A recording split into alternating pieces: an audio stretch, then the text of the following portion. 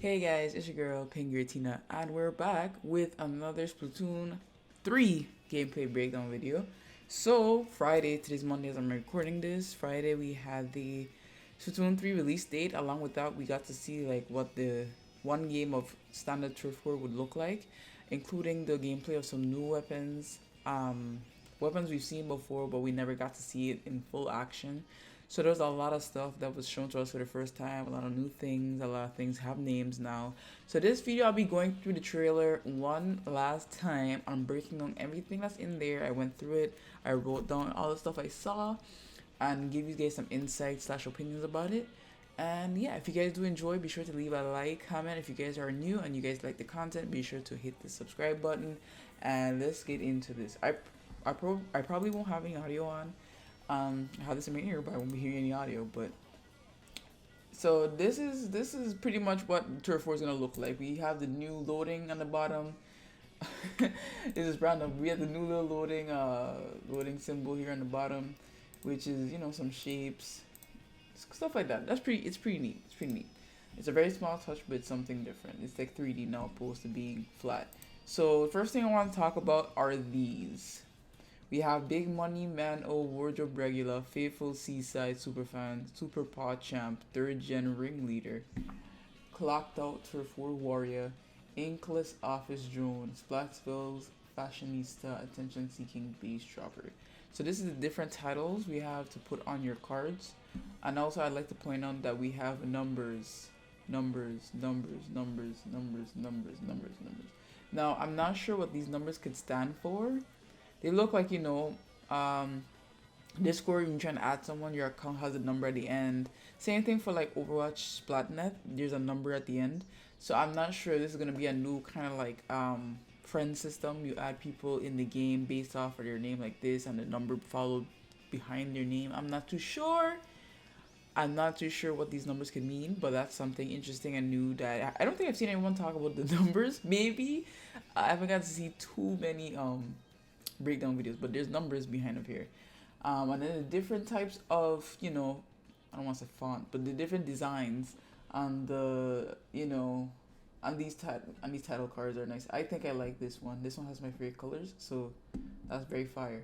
I think you could also customize your color on your name as well. It looks like it. I'm assuming you could customize the colors, or maybe you could only select a certain color, say from the background so you could see. Who knows? But they're all different colors as well, so that's pretty interesting to see. Can't wait to see how you unlock these titles to put on your custom cards and stuff like that. It's really cool to see. It might be like tape, but this looks like tape too. And then the new stage we're playing on is called Untitled Alley. Sorry, it looks like a little suburban community, a little alley in the community. It looks pretty cool. It's very Splatoon 1 reminiscent to me. Like the design is more of a Splatoon 1 type thing. Very simple, very clean.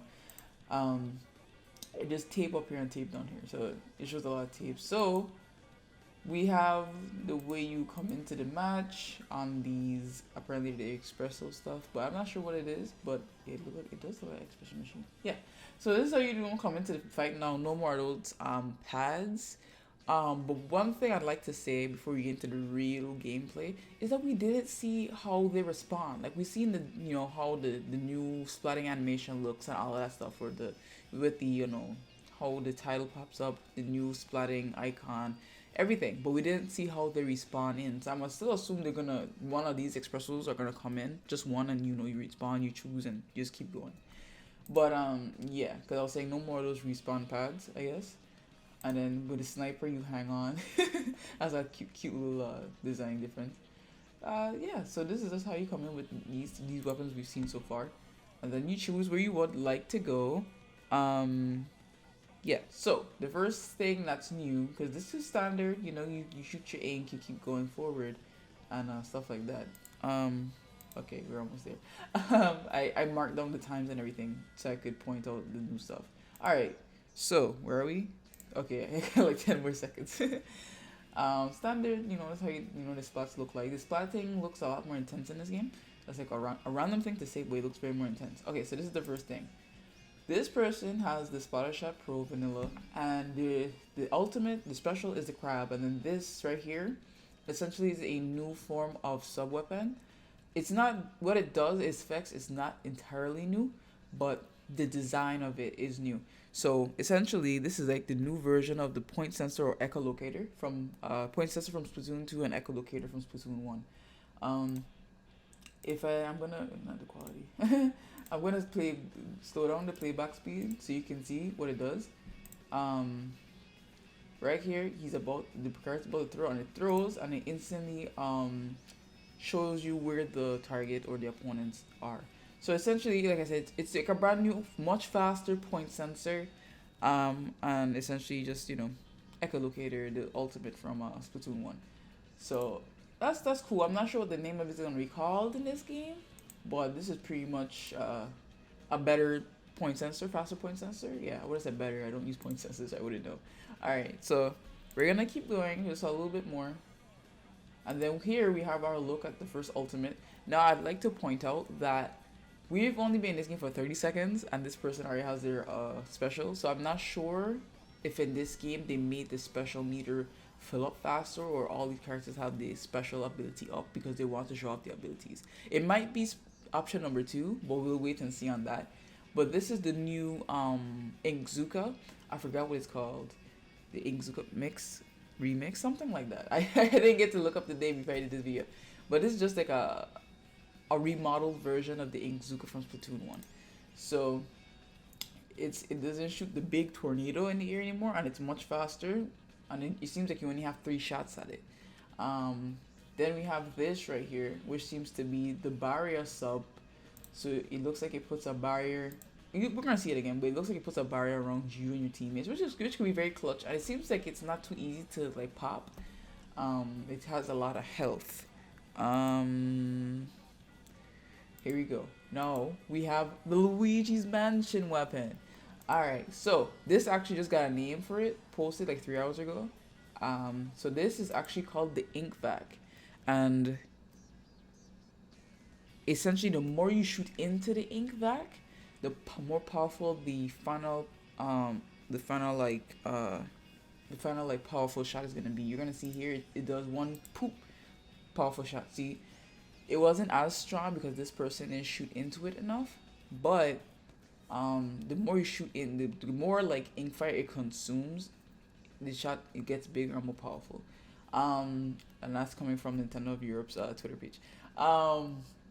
I can see this special weapon, being very useful for like rank, especially when teams are shooting you and you're trying to move in. Just have to get with the ink back in front, suck up the ink, maybe umbrella or something as well, secondary, and you're good to go. That seems like a really good weapon. It's a really good idea, but I could see some higher ranking just don't shoot the guy with the ink back, and then it gets kind of like situational.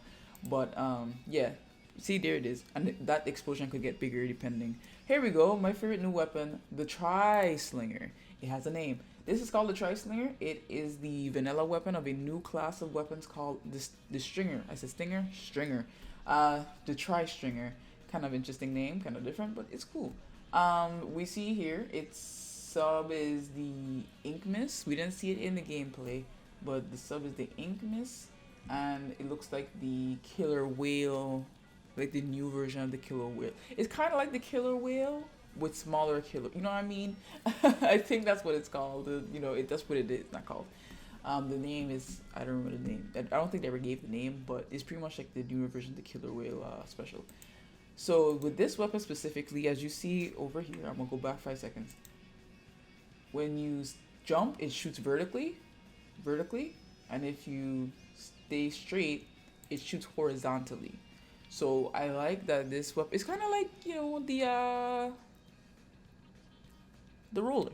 Essentially, it's like the roller. How it does its flicks or shots. The roller's flicks. This is shots.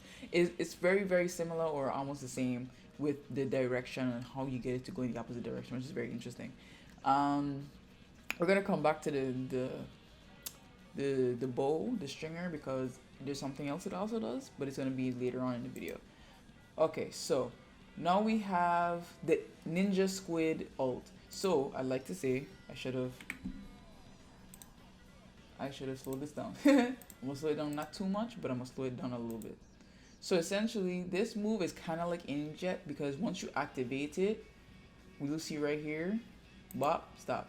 This is here. So I guess this icon is the ninja squid alt icon, and this, once the alt's over, if you look, this alt really this I think these alts run out really quickly. Um, this is essentially probably like 10 seconds of an alt at max, which is probably the same as, but I don't know, it feels so fast, right? So that's it, right? But he's coming back where he started, bow. So it's essentially like an inkjet type thing. So you have to be pretty careful with this because somebody could be waiting for you once you're finished with the alt. So that's interesting. I personally thought when I saw this, you just end up wherever you ended up, but I guess that'd be too OP. So they made you squid jump back to the area that you started alt in, which I could kind of see as good for escaping, regrouping, and then your teammates coming for the kill. I could see it being useful in that regard, but I was not expecting I was not expecting that to do that. But hey, it's still a cool alt regardless. I can't wait to see how people use it in like rank and competitive. Alright, so the next thing we're looking for is the good old crab alt. Now this crab alt on me I've been very interested in this crab alt since I first seen it. And I saw it again in the Salmon Run trailer. And I was like, yeah, I need to know what it's alt. So this is back to the vanilla Splattershot Pro. Look at the range on this thing. Look at the range. Look at that. And you have charge shots and you're able to roll to move and maneuver. Look at that. That's really good. If you have like a really good player using this crab alt, I just feel like they're gonna be unstoppable. I'm very interested in using this crab alt. I'm not kidding. I'm being super serious. If there's a stringer type weapon with a very aggressive sub weapon and this crab alt, I promise y'all gonna see me. Y'all gonna be mad. I'm sorry. But that crab alt is really good with the range. The fact you could do a little charge shot and you could just roll to maneuver. Granted, the roll slow, but the able to compact and like maneuver and rotate and stuff is really nice. But like I said, it's a short. The alts seem to be short in this game, so you have to really be careful and pop it at the exact right time, or shorter than usual. To me, I don't know. So here's the tri stringer again in action. There it is. There it is. Horizontal. See the horizontal shot, and look at that. Look at that. You're gonna see it again. Bow. The arrows from the tri slasher, at least the vanilla one, which is this one, the tri slasher. Not tri slasher, tri slinger. Y'all, I'm sorry. Please bear with me. The tri stringer, the shots from the tri stringer. If they miss, they go and hit the ground and act like a little bit of a bomb. They detonate like a second or two after they've hit the ground, which I think is a really neat touch. Here's the killer whale-esque special. Those move. Those sound waves move in different directions. So I guess they start in the middle and spread out, which is very interesting. This is something I've been waiting for.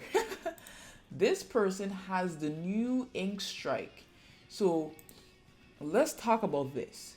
I just noticed something new that I wasn't paying attention to before. So they literally, once you activate it, they're missiles that fly out, right? Wow, they flew out. Now these balls, I think, because this is from Splatoon 1. This is just a remix of the ink strike from Splatoon 1. The ink strike in Splatoon 1 was one missile, which was my favorite special. One missile. I used to look at the map, right? And whenever I see paint being painted, I just drop one in front of, like, before you get to the new part. It was a splat every time. Every time. So specifically, it looks like you send the missiles up first, and then these balls that this character here is throwing dictate where the missiles will land, because we don't have the same Wii U capabilities of the gamepad, because I know a lot of people like to play Splatoon like this, and I am included, and there's no gamepad on here. So they had to find a different way to dictate where these go, and this is like the best way they could have come up with, and I appreciate it a lot. So this is cool. I like this. I can't wait. This is another special I'm gonna use for the good old glory days. And personally, there's a lot of Splatoon 1, I want to say elements, but specials, weapons, stuff like that. So I hope they didn't bring this in Splatoon 2, but I hope they bring back those Sheldon weapons, because my main weapon from Splatoon 1 was the Wasabi Splattershot. So I would like them to bring that back, because that was a great mix of aggression and painting coverage and all that good stuff. All right, so we're nearing the end of the game. We only have 50 seconds left. So yeah, this is just the tri stringer again. Here we go. Horizontal, vertical, jumping, vertical, horizontal. So here comes the arrows. The arrows showcase again how they pop, and they don't do a lot of damage, just a little bit. So if someone's low and you catch them, like go behind something, you pop one of those pretty close, you can actually get the splat, which is very, very good. I like how this weapon has a lot of layers to it that makes it very, like, I don't want to say technical, but you definitely have to get some kind of skill going with it, personally. If they add like weapon power up in this game, oh, also the squid spins.